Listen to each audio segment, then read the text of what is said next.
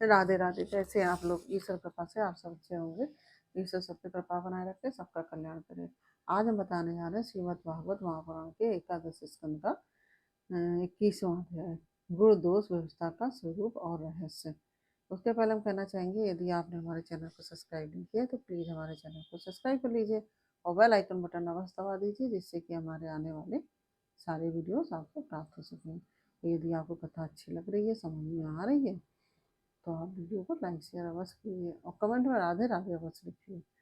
चलिए अब चलते हैं कथा की तरफ।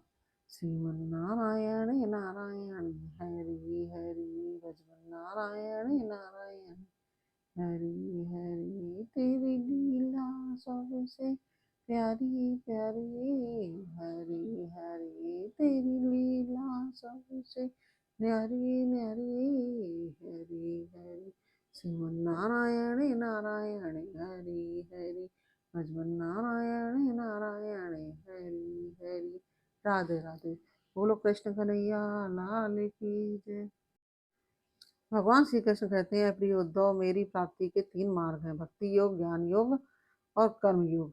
जो इन्हें छोड़कर चंचल इंद्रियों के द्वारा क्षुद्र भोगते रहते हैं, वे बार बार जन्म मृत्यु रूप संसार के चक्कर में भटकते रहते हैं। अपने अपने अधिकार के अनुसार धर्म में दृढ़ निष्ठा रखना ही गुण कहा गया है और इसके विपरीत अनधिकार चेष्टा करना दोष है। अनधिकार चेष्टा करना दोष है। तात्पर्य यह है कि गुण और दोष दोनों की व्यवस्था अधिकार के अनुसार की जाती है, किसी वस्तु के अनुसार नहीं। वस्तुओं के समान होने पर भी शुद्धि अशुद्धि, गुण दोष और शुभ अशुभ आदि का जो विधान किया जाता है, उसका अभिप्राय यह है कि पदार्थ का ठीक ठीक निरीक्षण परीक्षण हो सके और उसमें संदेह उत्पन्न करके ही यह योग्य है कि ये अयोग्य स्वाभाविक प्रवृत्ति को नियंत्रित संकुचित किया जा सके, उनके द्वारा धर्म संपादन का कर्म कर सके, समाज का व्यवहार ठीक ठीक चला सके और अपने व्यक्तिगत जीवन के निर्वाह में भी सुविधा हो। और उसमें यह भी लाभ भी है कि मनुष्य अपनी वासना मूलक सहज प्रवृत्तियों के द्वारा इनके जाल में न फंसकर शास्त्रानुसार अपने जीवन को नियंत्रित और मन को वशीभूत कर लेता है। निष्पाप उद्धव, यह आचार मैंने ही मनु आदि का रूप धारण करके कर्म का भार ढोने वाले कर्म जड़ों के लिए उपदेश किया है। पृथ्वी, जल, तेज, वायु, आकाश, ये पंचभूत ही ब्रह्मा से लेकर पर्वत वृक्ष पर्यंत सभी प्राणियों के शरीर के मूल कारण है। इस तरह से वे सब प्रकार की दृष्टि से तो समान है ही, सबका आत्मा भी एक ही है। प्रिय उद्धव, यद्यपि सबके शरीर के पंचभूत समान हैं, फिर भी वेदों ने इनके वर्णाश्रम आदि अलग अलग नाम और मूल इसीलिए बना दिए हैं कि ये अपनी वासना मूलक प्रवृत्तियों को संकुचित करके नियंत्रित करके धर्म अर्थ काम मोक्ष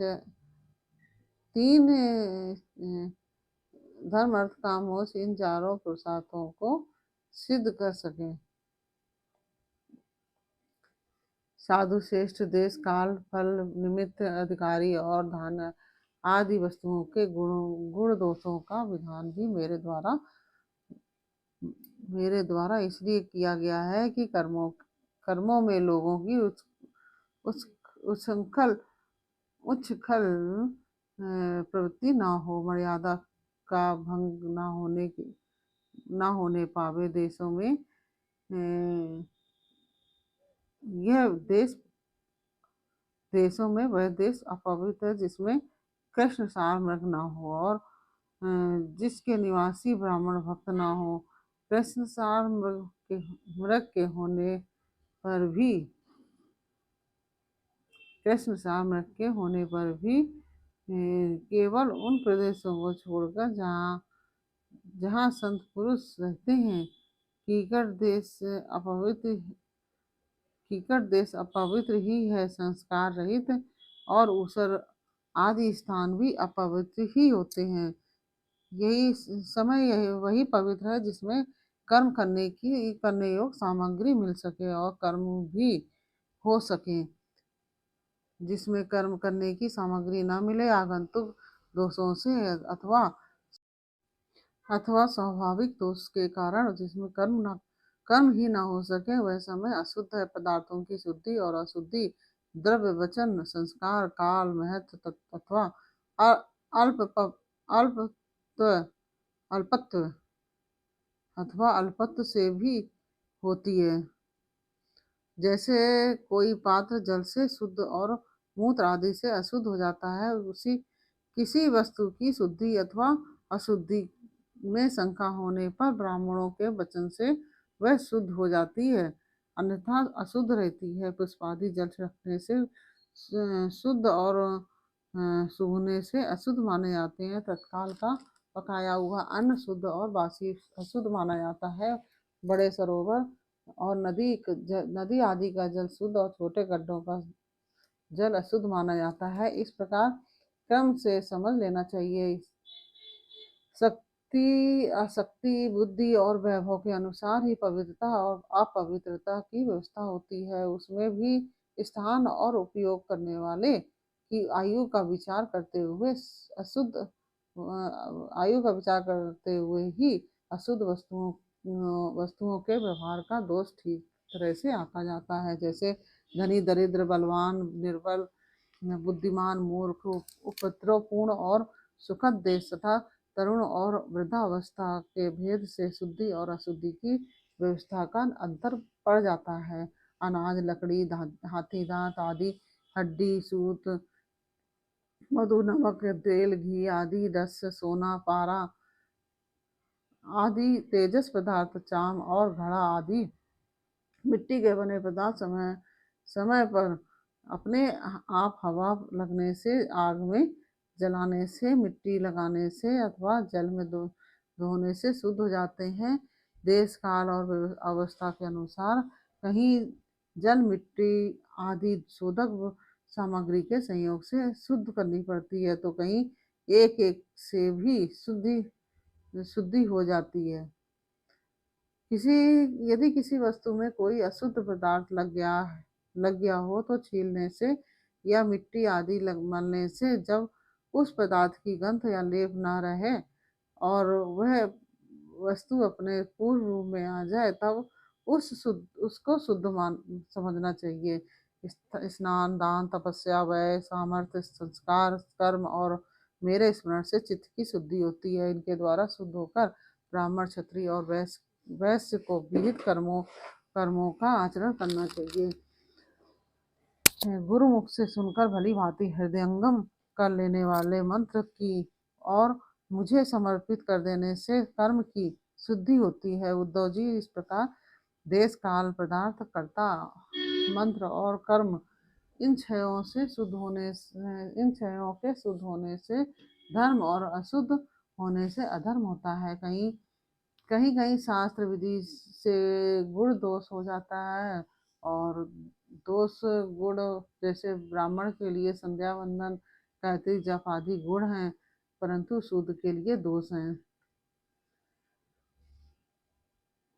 और दूध आदि से व्यापार वैश्य के लिए विहित हैं, परंतु ब्राह्मण के लिए अत्यंत निषिद्ध हैं। यह एक ही वस्तु के विषय में किसी के लिए गुण और किसी के लिए दोष का विधान गुण और दोषों की वास्तविकता का खंडन कर देता है, और इससे यह निश्चित होता है कि गुण दोष का यह भेद कल्पित है। जो लोग पतित हैं वे पतितों का सा आचरण करते हैं और तो उन्हें पाप नहीं लगता। जब जबकि श्रेष्ठ पुरुषों के लिए वह सर्वदा त्याज्य होता है। जैसे गृहस्थों के लिए स्वाभाविक होने के कारण अपनी पत्नी का संग पाप नहीं है, परंतु सन्यासी के लिए घोर पाप है। उद्धव जी, आप बात तो यह है कि जो नीचे सोया हुआ है वह गिरेगा कहाँ। जैसे वैसे ही जो पहले से ही पतित है उनका अब और क्या पतन होगा। जिन जिन दोषों और गुणों से मनुष्य का चित्त उपरत हो जाता है, उन्हीं वस्तुओं के बंधन से वह मुक्त हो जाता है। मनुष्यों के लिए यह निवृत्ति रूप धर्म ही परम कल्याण का साधन है, क्योंकि यही शोक मोह और भय को मिटाने वाला है। उद्धव जी विषयों में कहीं भी गुणों का आरोप करने से उस वस्तु के प्रति आसक्ति हो जाती है। आसक्ति होने से उसे अपने पास रखने की कामना हो जाती है, और उस कामना की पूर्ति में किसी प्रकार की बाधा पड़ने पर लोगों में परस्पर कलह होने लगता है। कलह कलह से असहाय व्यक्ति की उत्पत्ति होती है, और क्रोध के समय अपने हित अहित का बोध नहीं रहता, अज्ञान छा जाता है। इस अज्ञान से ही मनुष्य कार्याकार का निर्णय करने वाली व्यापक चेतना शक्ति लुप्त हो जाती है। मनुष्य की कार्य की निर्णय करने वाली व्यापक चेतना शक्ति लुप्त हो जाती है। साधो चेतना शक्ति अर्थात स्मृति के लुप्त हो जाने पर मनुष्य में मनुष्यता नहीं रह जाती, पशुता आ जाती है, और वह शून्य शून्य के समान अस्तित्वहीन हो जाता है। और अब उसकी व्यवस्था वैसी ही हो जाती है जैसी कोई मूर्छित या मुर्दा हो। ऐसी स्थिति में ना तो उसका स्वार्थ बनता है, और ना तो परमार्थ। विषयों का चिंतन करते करते वह विषय रूप हो जाता है। उसका जीवन वृक्षों के समान जड़ हो जाता है। उसके शरीर में उसी प्रकार व्यर्थ श्वास चलता रहता है। जैसे कुम्हारों की धोखने की हवा उसे ना अपना ज्ञान कराती, ना उसे अपने ज्ञान रहता है और ना किसी दूसरे का। वह सर्वदा आत्मवंचित हो जाता है। उद्धव जी, ये स्वर्ग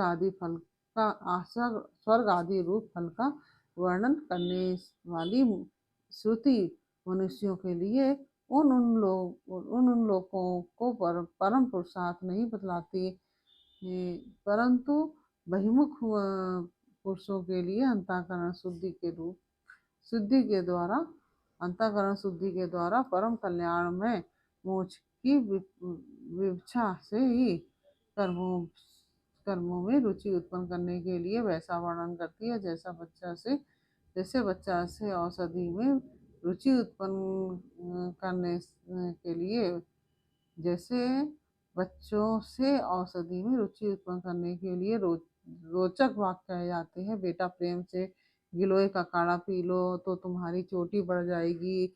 इसमें संदेह नहीं है और कि संसार में विषय भोगों में प्राणों में और सगे संबंधियों में सभी मनुष्य जन्म से ही आसक्त हैं, और उन उन वस्तुओं की आसक्ति उनकी आत्मोन्नति में बाधक एवं अनर्थ का कारण है, और वे अपने चरम पुरुषार्थ को नहीं जानते। इसलिए स्वर्ग आदि का जो वर्णन मिलता है और जो का त्यों सत्य है, वह जो का त्यों सत्य है, ऐसा विश्वास करके देवादिदेव ऐसा विश्वास करके देवादि योनियों में भटकते रहते हैं, और फिर वृक्ष आदि योनियों के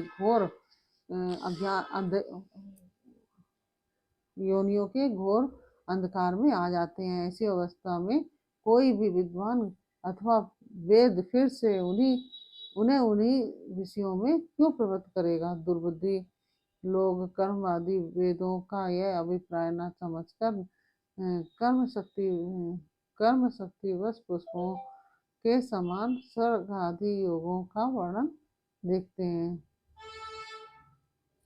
और उन्हीं को परम फल मानकर भटक जाते हैं। परंतु वेद वेदता लोग स्थितियों की ऐसी स्थितियों वेद वेदता लोग स्थितियों का ऐसा तात्पर्य नहीं बतलाते। विषय वासनाओं में फंसे हुए दीनहीन लोभी पुरुष रंग बिरंगे पुष्पों के समान स्वर्ग आदि लोकों को ही सब कुछ समझ बैठती हैं। अग्नि द्वारा सिद्ध होने वाले यज्ञ आदि कर्मों में भी मुग्ध हो जाते हैं। उन्हें अब अंत में देवलोक पितृलोक आदि की प्राप्ति होती है। दूसरी ओर भटक जाने के कारण उन्हें अपने निज धाम आत्मपद का पता नहीं लगता। प्यारे उद्धव, उनके पास साधना है तो केवल कर्म की, और उसका कोई फल है तो इंद्रियों की तृप्ति। उनकी आंखें धुंधली हो गई हैं कि इसी से वे उनकी आंखें धुंधली हो गई हैं, इसी से वे यह बात नहीं जानते हैं कि जिससे कि जगत की उत्पत्ति हुई है, जो स्वयं इस जग के रूप में है, जो स्वयं इस जग के रूप में है, वह परमात्मा है और उनके हृदय में मैं ही हूँ। जो स्वयं इस जगत के परमात्मा रूप है, वह परमात्मा मैं उनके हृदय में ही हूँ। इसलिए यदि हिंसा और उनके फल मांस भक्षण में राग ही हो, उसका त्याग न किया जा सकता हो तो यज्ञ में ही करें। यह परिसंख्या विधि है, स्वाभाविक प्रवृत्ति का संकोच है, संध्या वंदन आदि के समान अपूर्व विधि नहीं है। इस प्रकार मेरे परोक्ष अभिप्राय को न जानकर विषय लोग पुरुष हिंसा का खिलवाड़ करते हैं और दुष्टतावश अपनी इंद्रियों को तृप्ति के लिए के लिए वध किए हुए पशुओं के मांस से यज्ञ करके देवता पितर और पतियों के यजन का ढोंग करते हैं। उद्धव जी, स्वर्ग आदि परलोक स्वप्न के दृश्यों के समान है, वास्तव में वे असत हैं। उन्हें केवल उनकी बातें सुनने में बहुत मीठी लगती है। सकाम पुरुष वहाँ के भोगों के लिए मन ही मन अनेकों प्रकार के संकल्प कर लेते हैं, और जैसे व्यापारी अधिक लाभ की आशा से मूलधन को भी खो बैठता है, वैसे ही वे सकाम यज्ञों द्वारा अपने धन का नाश करते हैं। वे स्वयं रजोगुण सत्वगुण या तमोगुण में स्थित रहते हैं और रजोगुण सत्वगुण अथवा तमोगुण इंद्र आदि देवताओं की उपासना करते हैं। वे उन्हीं सामग्रियों से उतने ही परिश्रम से मेरी पूजा नहीं करते।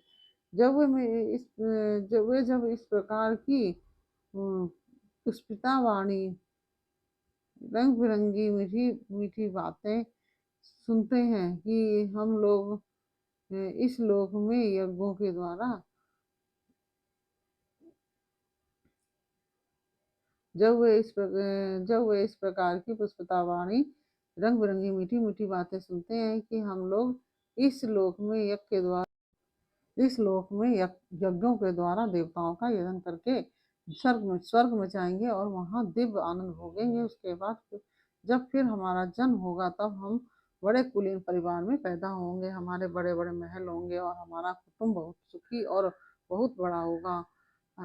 तब उनका चित्त क्षुब्ध हो जाता है और उन हेकड़ी जताने वाले घमंडियों को मेरे संबंध की बातचीत भी अच्छी नहीं लगती है। उद्धव जी, वेदों में 3 कांड हैं, कर्म, उपासना और ज्ञान। इन 3 कांडों के द्वारा प्रतिपादित विषय है ब्रह्म और आत्मा की एकता। सभी मंत्र और मंत्र दृष्टा ऋषि इस विषय को खोलकर नहीं गुप्त भाव से बतलाते हैं, और मुझे भी इस बात को गुप्त रूप से कहना ही अभिष्ट है कि वेदों का नाम है शब्द ब्रह्म, वे मेरी मूर्ति हैं। इसी के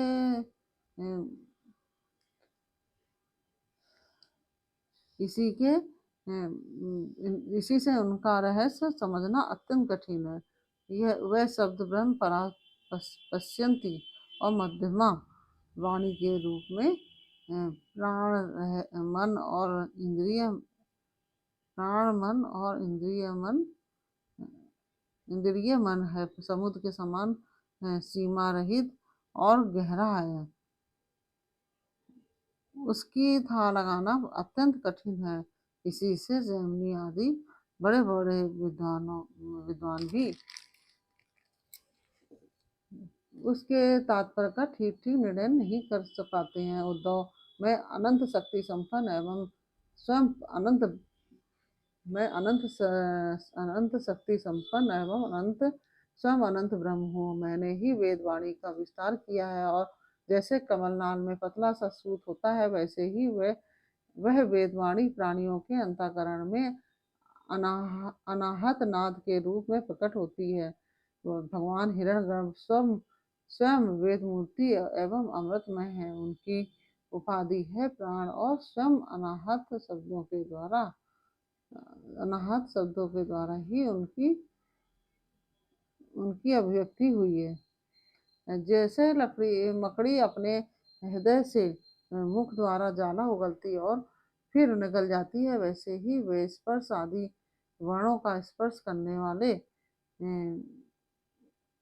मन रूप निमित्त कारण के द्वारा हृदय आकाश से अनंत अपार अनेकों मार्गों वाली व्यक्ति रूप वेदवाणी को स्वयं ही प्रकट करते हैं और फिर उसे अपने में लीन कर लेते हैं। वह वाणी हृदयगत सूक्ष्म ओंकार के द्वारा अभिव्यक्त स्पर्श का से लेकर माँ तक स्वर आ से औ तक, और उष्मा सा से हा तक, और अंतस्थ या से यारा लावा। वह वाणी हृदयगत सूक्ष्म ओंकार के द्वारा अव्यक्त स्पर्श का से लेकर माँ तक, यानी कि 25 शब्द हैं। स्वर आ से औ तक 9, उषा मतलब सा रे,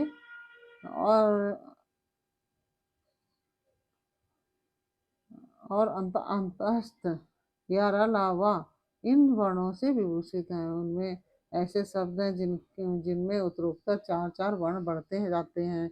उनके द्वारा विचित्र भाषा के रूप में वह विस्तृत हुई है। 4-4 अधिक वर्णों वाले छंदों में से कुछ ये हैं: गायत्री, कुशरिक, अनुष्टुप, बृहति, पंक्ति, त्रिष्टुप, जगती, अतिछंद, अतिछंड, अत्यष्टि, अतिजगती और विराट।